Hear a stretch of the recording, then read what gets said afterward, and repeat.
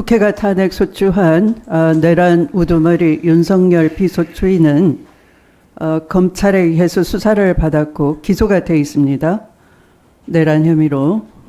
그리고 탄핵 소추 즉시 직무정지가 되어 있습니다. 대통령으로서 직무정지가 되어 있는데 지금 희한하게도 서울구치소로 이 비서실장 등이 정진석 비서실장이나 대통령 비서실이 김주현 민정수석 등이 계속 면회를 가고 있는 거죠. 그러니까 직무정지된 대통령의 직무가 여전히 우회적으로 의사결정과 집행이 대통령 뜻대로 이루어지고 있는 희한한 상황에 직면해 있습니다. 그럼에도 불구하고 이 자리에 대통령실이 출석하지 않고 있습니다. 이게 말이 되는 겁니까? 더군다나 검찰은 명태균 사건을 창원지검에서 중앙지검으로 옮겼습니다. 평소 검찰은 본 사건이 혐의가 없으면 종결하지 않고 먼지를 털어서라도 인지수사를 해서 다른 사건으로 프레임을 전환하고 정치 수사를 야당을 상대로 특히 많이 해왔습니다. 그런데 이 명태균 사건은 애초에 횡령 사건으로 출발을 했다가 두 가지 큰 의혹 사건이 드러났습니다. 하나는 김건희와 윤석열 부부의 총선 공천 개입이고요. 두 번째는 윤석열 대선 후보 당시에 이 불법 여론조사를 통한 정치자금법 위반입니다. 만약 이것이 밝혀진다면 더 심각한 문제가 되겠죠.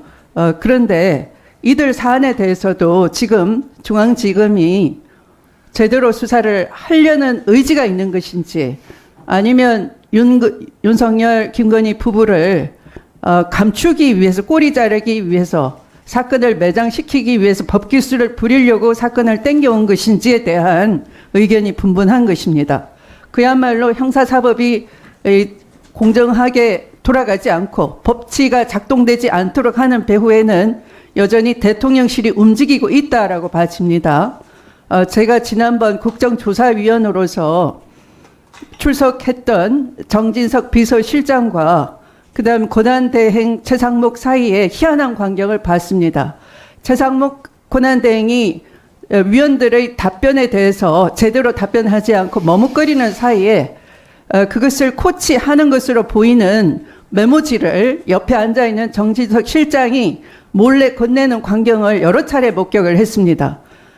그리고 그 무렵에 박현수 서울경찰청 직무대리에 대한 인사도 이루어졌습니다. 그리고 후속 인사가 계속 이루어지고 있는 것입니다. 그러니까 이것은 최상목 권한대행의 뜻이 아니라 구치소에 면회를 간 정진석이 윤석열 피소추인의 뜻을 전달하고 있는, 그래서 직권남용으로 또 내란죄로 지금 재판을 받아야 되는 입장인 이 피소추인 피고인 윤석열의 뜻이 대통령실을 통해서 그대로 집행이 되고 있다라는 것을 말하는 것입니다. 이것에 대해서 우리 위원회 입장으로 단호하고 분명한 입장을 좀 전달할 것을 촉구합니다. 이상입니다.